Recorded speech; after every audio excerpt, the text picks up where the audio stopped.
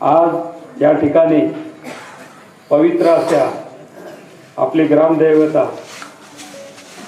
मारुतीराय आणि विठ्ठल रुक्मिणी आणि आद्यदैवत शिवाजी महाराज यांच्या पटांगणात ही सभा होत आहे। मी सर्वांना सर्वप्रथम अभिवादन करतो। मित्र, माझ्याबद्दल आमचे देवकथेने आपल्याला सांगितलेलं आहे, मी जास्त वेळ त्याच्यात घालवत नाहीये। पण निवडणुका आपल्याला काही नवीन नाही आहेत, आया बहिणीला सुद्धा निवडणुका नवीन नाही आहेत। दर 5 वर्षाला निवडणुका होतात। आपण 75 वर्ष झाले स्वातंत्र्य होऊन, आपल्यावर इंग्रजांची सत्ता होती। इथं 70-75 ते वडील आहेत, त्यांना ती गोष्ट आठवत असेल। त्याच्यापूर्वी आपल्याकडे राजे होते। हिमालयापासून कन्याकुमारी पर्यंत 600 पेक्षा जास्त राज्य होते। आपल्याकडे निजाम सरकार होता आणि आपण पारतंत्र्यात होतो। 1 मिनिट बाळ, 5 मिनिट शांत बसायचं। 1 मिनिट।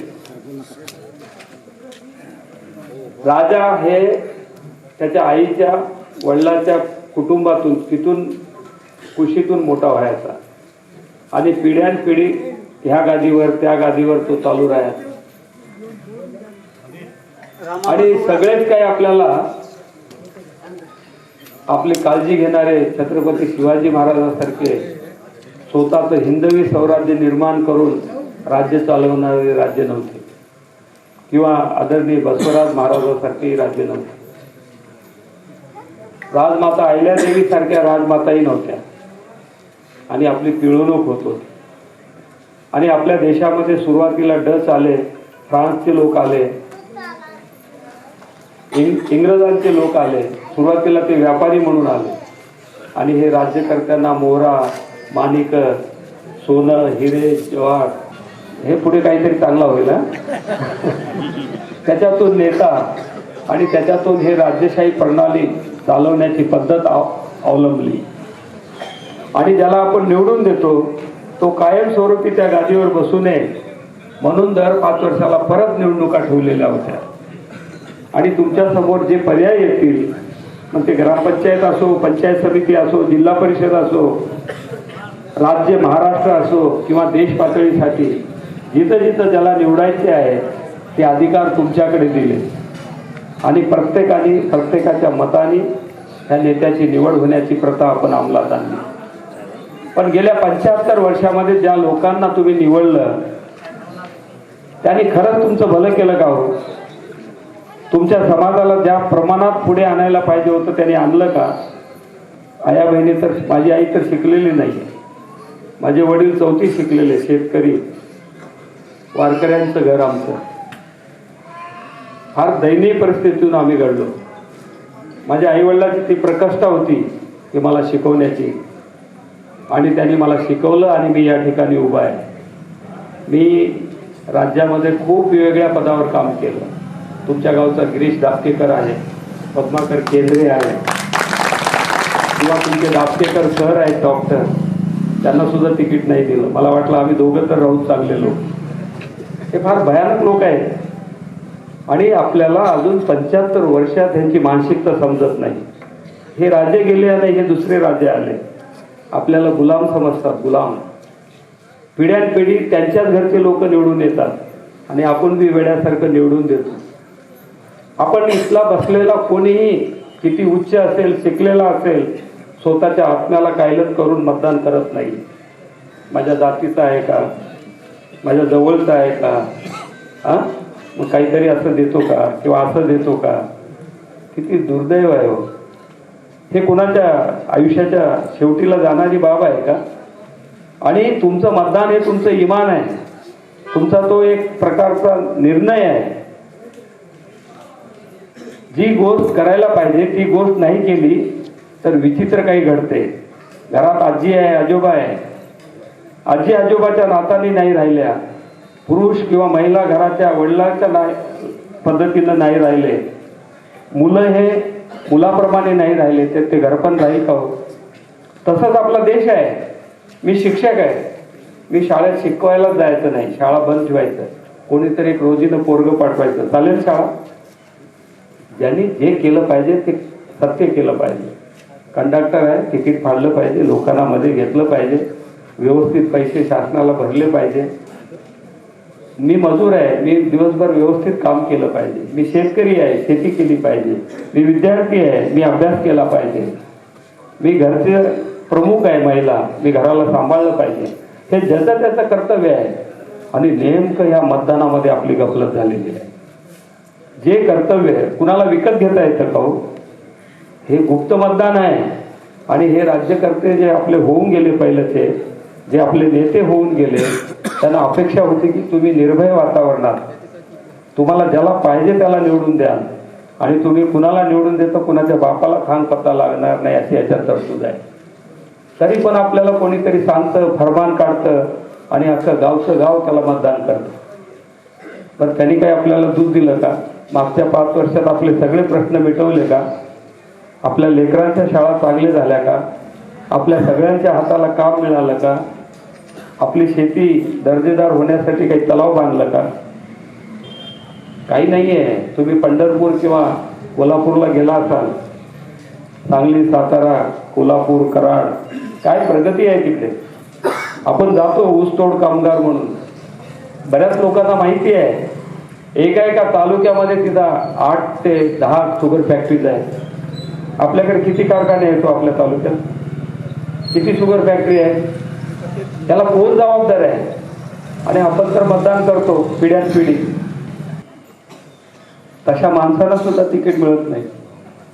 म्हणजे ह्या सिस्टीममध्ये, ह्या राजकारणामध्ये चांगले लोक येऊ द्यायचं नाही, अशा प्रकारची एक शक्ती आहे. मला राजकारणावर जास्त बोलायचं नाही आहे, पण गेल्या 75 वर्षात माझ्या आया बहिणी अजून घराच्या बाहेर नाही आल्या, शिक्षण नाही घेऊ शकल्या. त्या पश्चिम महाराष्ट्रामध्ये प्रत्येक घरात आई, सासू, सून, मुलगी सगळे नोकरीला आहेत. एका घरात 10 लोक नोकरीला आहेत. खाजगी नोकरीला आहेत, शासकीय नोकरीला आहेत. कोणी रिकामं राहत नाही. आपल्याकडे मराठवाड्यात काय दयनीय परिस्थिती आहे? आपले तरुण आत्महत्या करायला आलेले आहेत. ज्या घरी एखादा तरुण आत्महत्या झाला असेल त्या घरच्या बायलेकीचा काय विषय असेल? त्याच्या धन्याची काय परिस्थिती असेल? त्याच्या आईवडिलाला काय वाटत असेल? ह्याच्यावर कोणी विचारच करत नाही. आपल्याकडे दुर्दैव आहे. चांगले शिकलेले सुद्धा ह्याच्यावर विचार करत नाहीयेत. मग ही परिस्थिती आपण कधी बदलणार आहोत की असंच चालवायचं आहे? अड्डे झालेले आहेत राजकारणाचे, ह्याच्यातून आपण बाहेर आलं पाहिजे अशी आमची अपेक्षा आहे. मी कमीत कमी 15 देश फिरलेले आहेत नोकरीच्या माध्यमातून.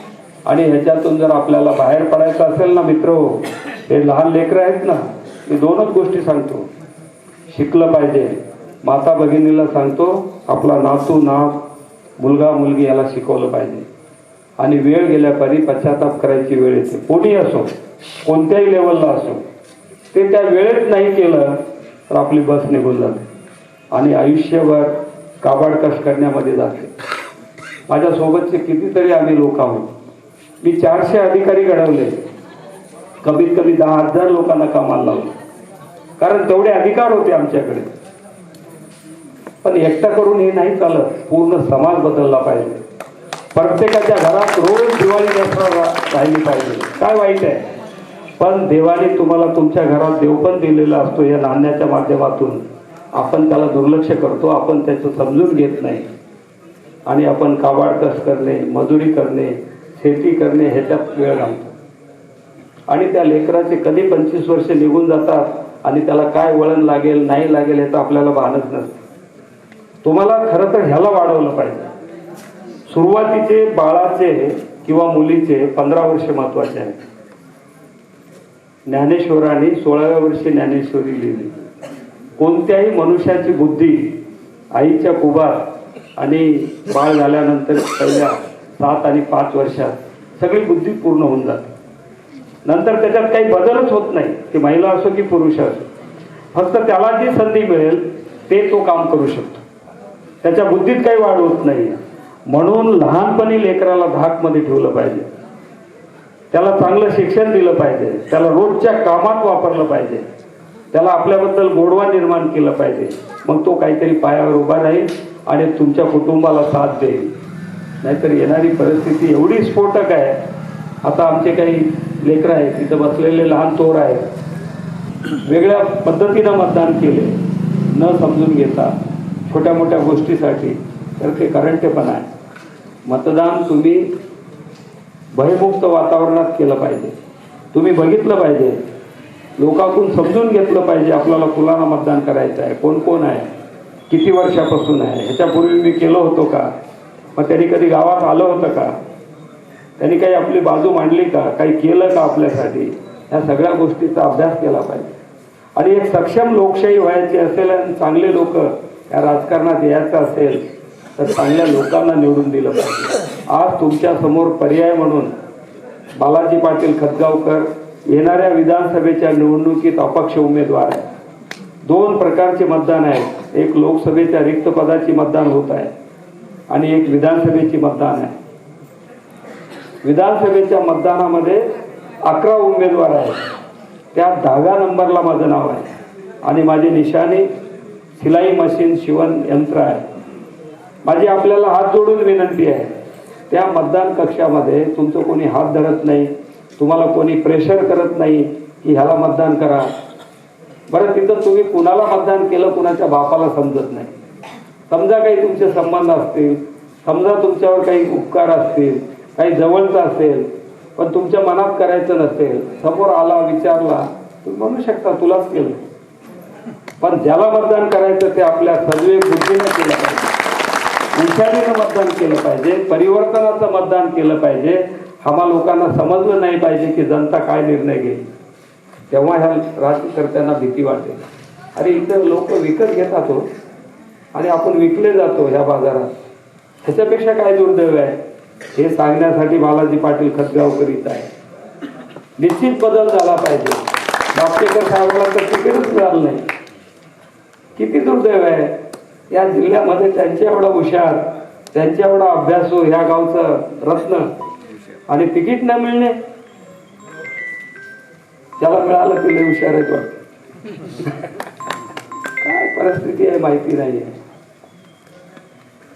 जरी पक्षांना तिकीट देण्याचे अधिकार असले, उमेदवार ठरवण्याचे अधिकार असले, मला निश्चित माहित आहे उमेदवार निवडून देण्याचे अधिकार इथं बसलेल्या जनतेला, इथं बसलेल्या मायबापाला, इथं बसलेल्या आया बहिणीला, ह्या तरुणाला आहे. आणि म्हणून आम्ही जरी नाही उमेदवारी मिळाली तरी अपक्ष म्हणून तुमच्या दरबारात आम्ही उभा आहे. आपल्या समाजाच्या भविष्यासाठी आणि ह्या भागाच्या विकासासाठी आपण मतदान करावा. जे याच्यापूर्वी होत आलेलं आहे ना, ही योजना कोणतीही अट नाही आहे, सगळ्या धर्माला, पंथाला, जातीला लागू आहे. ह्याच्यात ताकद आहे. आज ह्याची रक्कम अजून वाढवली पाहिजे आणि सगळे कुटुंब सक्षम झाले पाहिजे. कारण मी सांगितलं, दुसऱ्या तिसऱ्या पिढीला कुणाच्या बापाला शेती राहणार नाही, सगळे मजूर होणार आहोत आपण.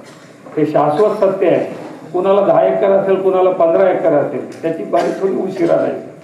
ह्याच्यापेक्षा काही वेगळं नाही आहे. जर आता आपण गाफील राहिलं, आपण विमान विकून गैरमार्गाने मतदान केलं तर आपल्या एवढं करंट कोणी नाही. आपण आपल्या आता हे घर आहे सुंदर, यांच्या घरी निश्चित आजोबाचे फोटो असेल, आईचे फोटो असेल, आपल्यात नसतील, त्यांना हार असेल.